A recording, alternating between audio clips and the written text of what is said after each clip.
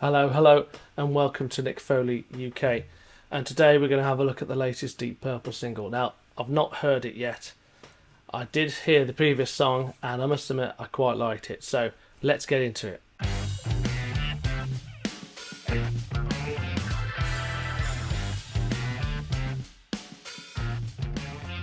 Okay, so how are you doing? It's been a couple of weeks since I've seen you. My fault, not yours, but you're looking gorgeous as ever. So that's fantastic. I wanted to talk about the Deep Purple single. I reviewed the previous one, Portable Door, a couple of weeks ago, and I got a lovely response. It was really, really kind, and what I found was that there's a lot of warmth driven towards Deep Purple, and there's no getting away from it. We're all getting a little bit older, aren't we? But they were still pulling it off, and they were still rocking it. A couple of people commented around Ian's voice, and maybe he's had an operation or something like that, but he's playing the long game like a professional, and I really appreciate that. I think I said last time how we had the two vocal lines for a while, and that allowed him to segue live between the high one and the low one. So there's always like a pair of vocals coming in, and I think it was the same on Portable Door too. So that was really nice.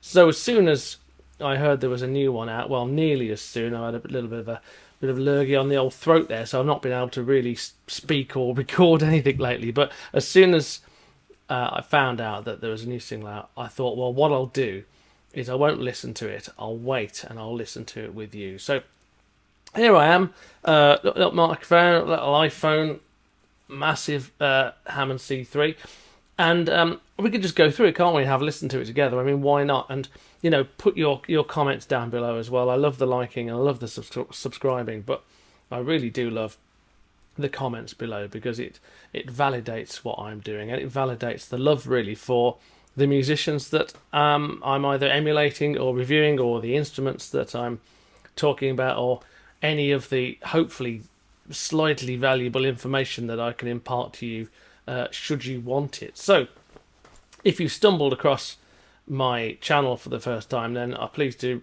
recommend you go and have a look at what's there. There's a lot of Hammond organ on it, I'm not going to lie. But if you like Deep Purple, then you're going to like Hammond organ, aren't you?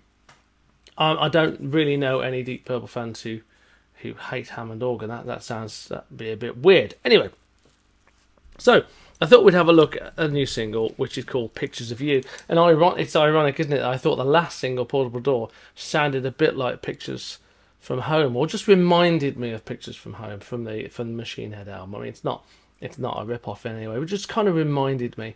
It was in F sharp, and Pictures from Home's in B. But there was a little bit of a frisson, sort of a memory, which I thought was fantastic. And I was impressed with the song. I was impressed with the dynamism of it all, and I thought it was pretty good. It's pretty good. So fingers crossed. I'm hoping for something good here. I thought the first single was aimed reasonably in Europe. So we'll see what happens with the next one. So, Picture from You is the second single that's been released, and it was released a couple of days ago. And it's from their album, which is going to be released soon. It's going to be called, as far as I can work out, Equals One. No idea why, but with Deep Purple these days, I have no idea why. Things used to make sense. They don't make any sense anymore. And that album's available on Ear Music, and a big shout out to Ear Music because they very kindly allowed me to continue to review Portable Door. So I'm not making it. I'm not affiliated to Ear Music at all, but they were very kind and they let me release my video about it, which is lovely. This features, of course, the remaining members of Deep Purple. You got Ian Pace, who's been in every incarnation, Roger Glover and Ian Gillan, who was in the world famous Mark II, and then whatever the Mark is when they reformed back in '84, and ever since. And then Don Airey, who I'm a big fan of, and I love his playing style. It's a unique playing style. He's been in the band since 2000 and something or other, when John Lord decided to essentially go solo, wasn't it, or slow down a little bit. And then we get to Simon McBride, and I've seen a fair bit of him on YouTube live, and also his YouTube channel, which I'll link for you.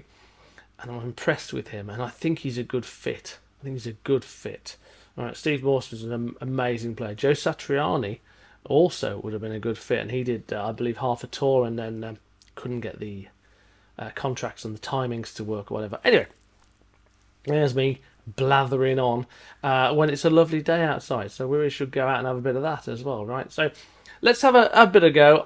It's 4 minutes and 2 seconds long. I'll comment on it, see if there's anything interesting to say. I hope there is, but for all of you, Deep Purple, Pictures of You.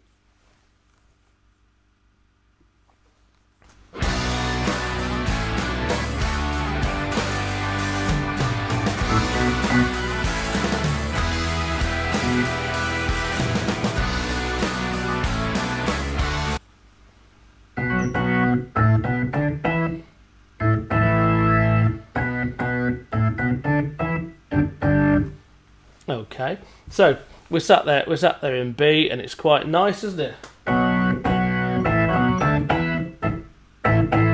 Yeah, is that it? Something like that. Very nice. I do like the studio setup they've got there. That's pretty cool. Okay.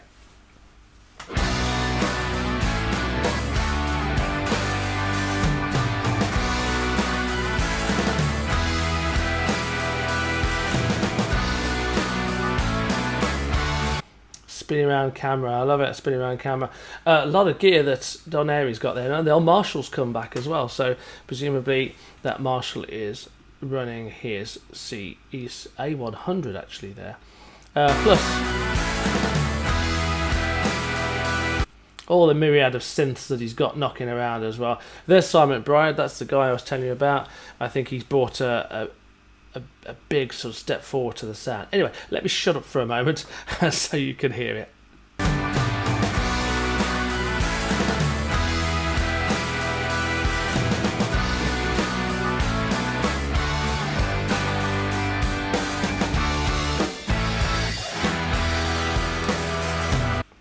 Love that kind of halftime feel and that huge swing that that man does, Ian Pace, and the pulse. Da, da, da.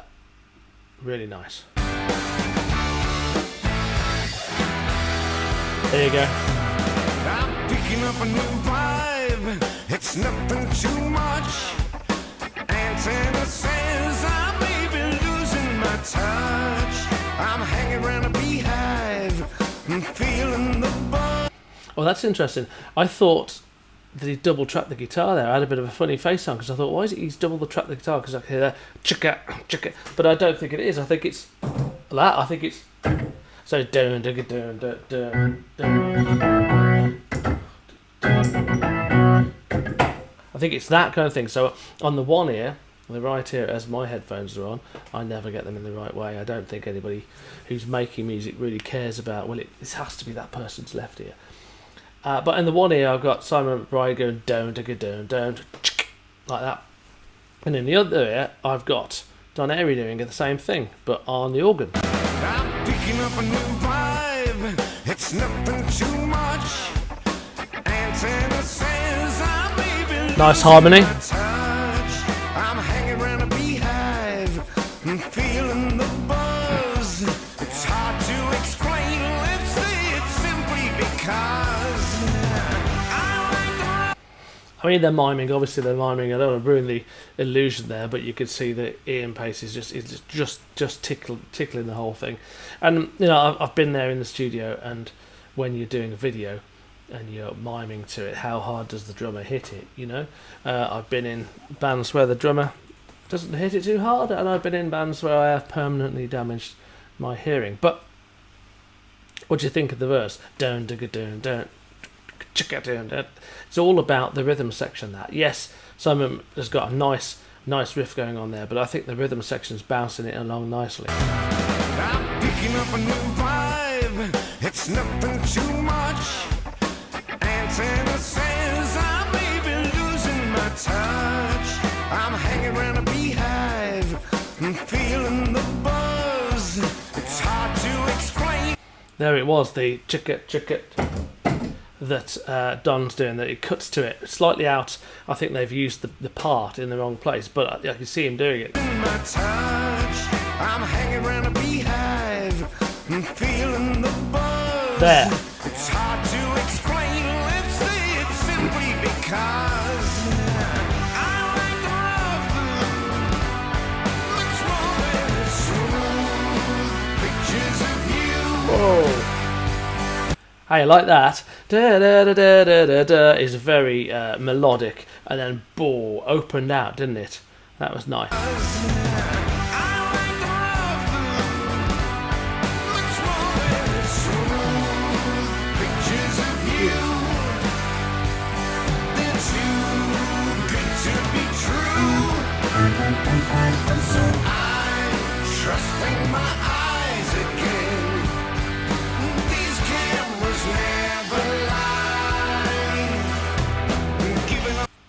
That's not bad, was it? Sounds a little bit like a song off the House of Blue Light. It'll come to me only in the feel, not in the notes. But that's quite a nice chorus. It's a bit more of their commercial side by the sounds of it, isn't it? But it's not like do do do do do do do. You know, singing it now. Nice little set, nice little studio set as well, isn't it? Ian's looking a bit tired, but my God, that man's done some stuff.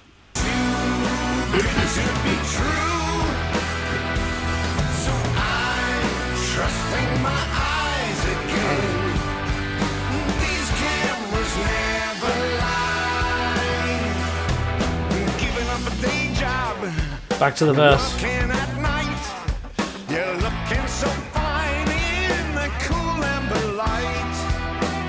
Gonna say that's a PRS that Simon McBride's got, but I'm no expert on guitars. I'm more of an expert on keyboards, and look at that there. I do like the Kurzweil that he's got on the top of those, and he's got, I think that's a Moog on the right. I'll check in a moment. And of course he's got his name Don Airy in blazoned on his equipment, just like John Lord did, in the same font, and I think that's beautiful. I think it's a real nice touch. I do like this roving around camera business. That's really nice going around. Clearly it's in a large studio that they've dimmed the lights on and brought it all in with carpets, because nice rugs really bring the room together, don't they? Giving up a day job, working at night. You're looking so fine in the cool amber light.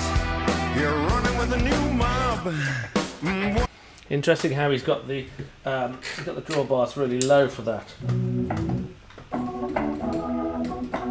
Kind of dirty and low sounding.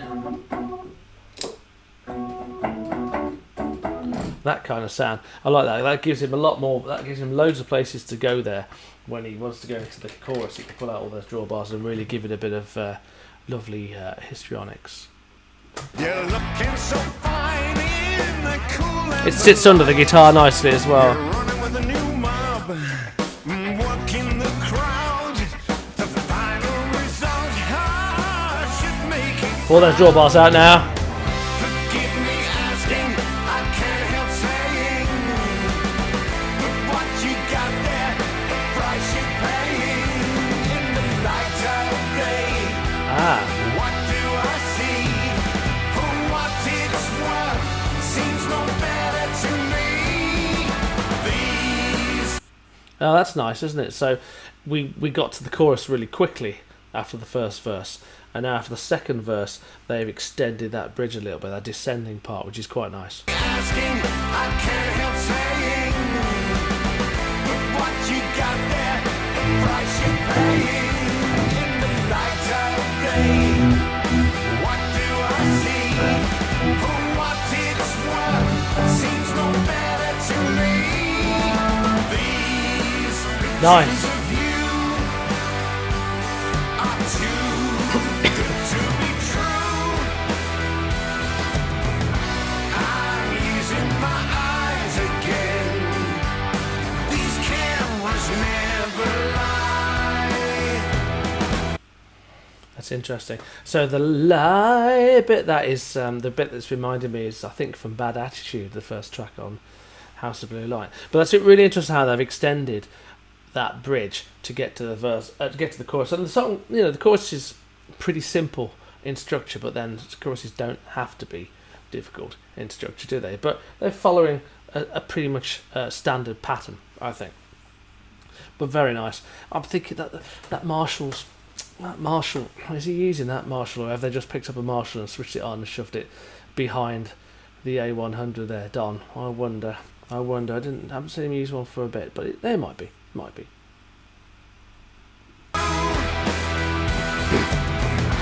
I'm using my eyes again.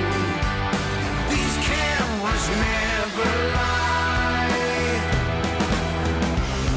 You got it. Oh. You're down and dirty. You're made for pleasure. The frame is frozen. You watch the birdie. You're made. That's nice.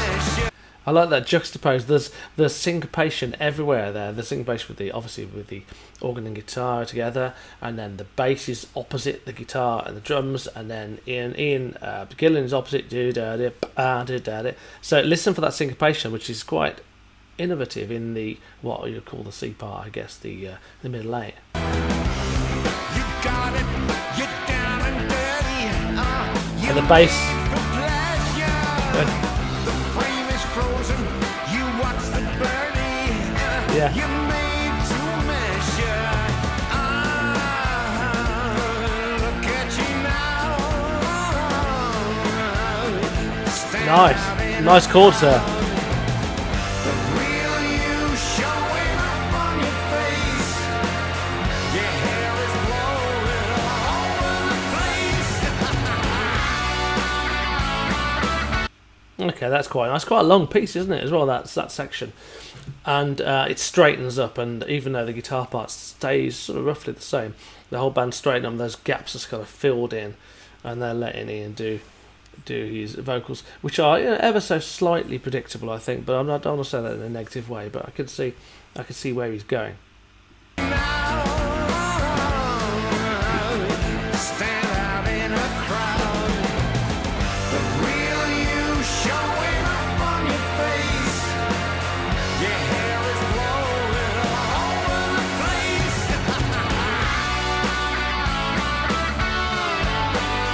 Two guitars.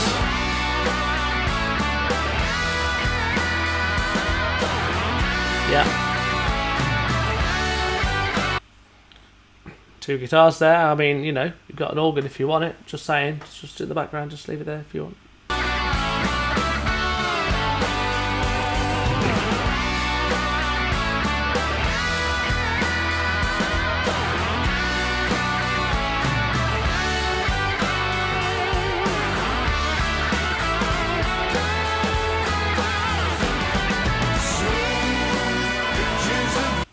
Well, that's interesting, isn't it? I thought maybe that was an instrumental passage because it would work well live, and it gave Ian some time to keep his voice in trim over a long, extended touring period.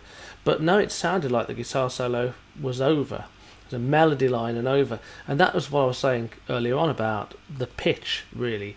The first single I thought was pitched to England and Europe, and I wonder if this is pitched a little bit more across the Atlantic.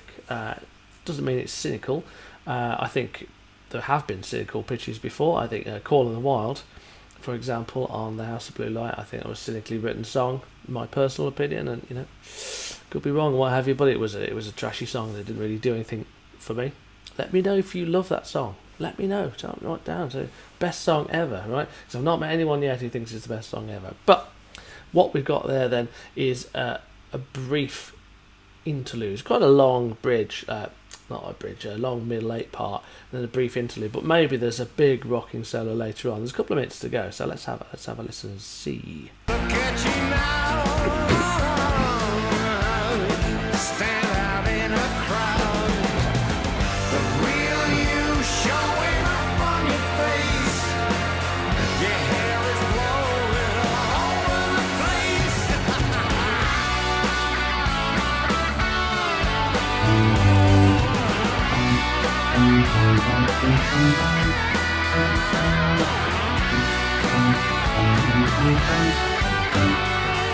Okay.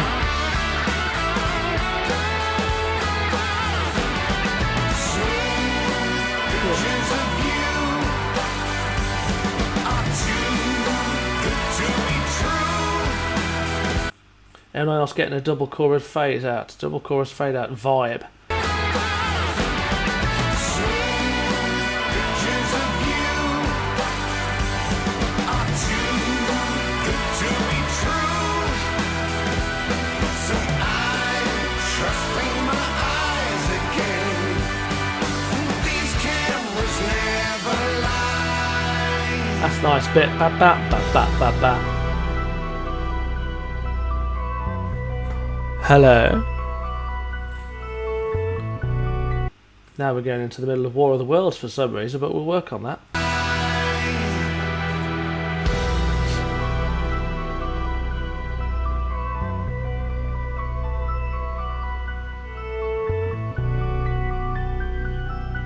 Whip, whip, whip. Nice Richie Blackmore start. I mean, it's not Richie Blackmore violin, and he hasn't copyrighted it, has he? But it does sound there's a little bit of a throwback there. That sounds really nice. I know I keep interrupting it, but it's really nice.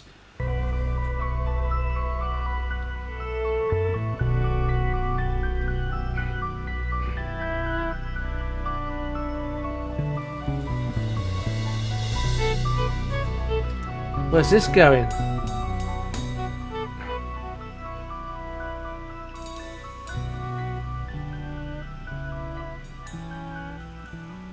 How nice is that? Oh, it's going to the end. Okay, so you got this melodic part, then you got like a chorus, maybe two, was it? I don't know. And then we're going into this lovely little bit at the end here, which is worth a listen.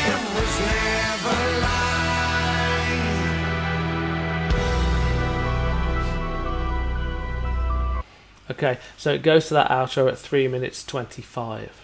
Okay, so I'm really getting a feeling now for the commercial release, that this is a commercial release. So you've got a very smooth chorus that repeats very simple chords in the chorus, and you're going to da da da da da da da, and that, you know, I can remember it now. I've listened to it once and I can remember it now. So I can imagine that being played on the radio in America somewhere and going down incredibly well. And then the introverted bit, which is, you know, a 45-second outro, which is like Hush, isn't it? If you think it finished with a, I don't know, was it a 90-second organ solo, you know? There's a 45-second outro here, which will just get chopped on the radio, and there's the talk over point at 3 minutes 30. And that was Deep Purple, you know, that kind of thing.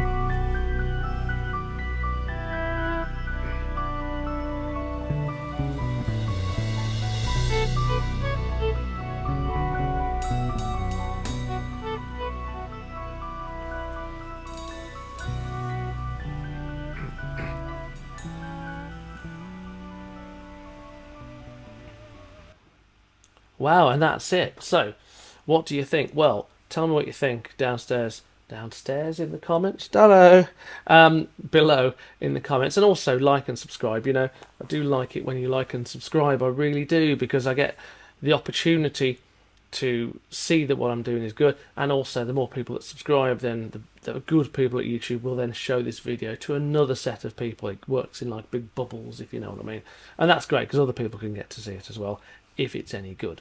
So there you go. So we've done it, haven't we? We've done Deep Purple Pictures of You on was it Ear Music? I believe I called it, didn't I? Ear Music.